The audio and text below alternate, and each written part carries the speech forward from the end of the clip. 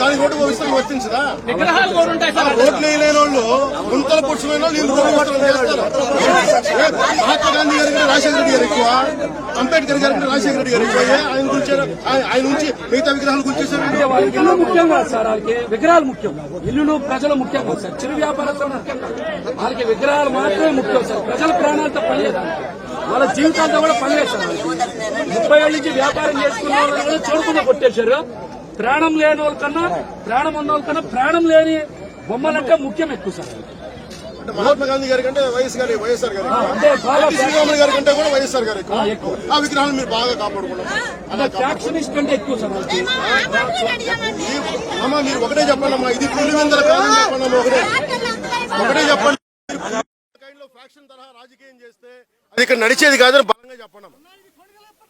ఇది ఏమిలే, ఇది స్వామ్యం కోసం చేసే పోరాటం. ఇది మనందరం బాగుండాలి, అన్ని కులాలు బాగుండాలి.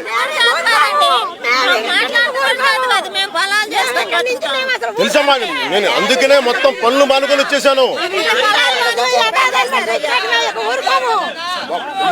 ఈరోజు అమ్మ మీ సాక్షిగా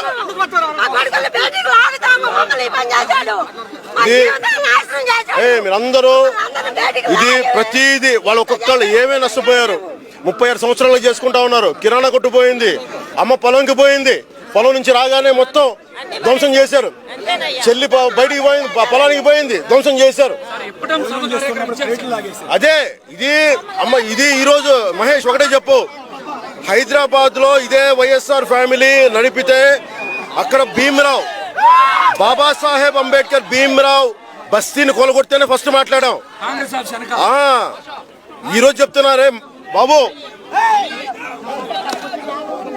అరే వైసీపీ గుండాలు చెప్తున్నా, మా మట్టిని కూల్చారు, మా ఇల్లు కూల్చారు, మీ కూల్చివేత తథ్యం గుర్తుపెట్టుకోండి.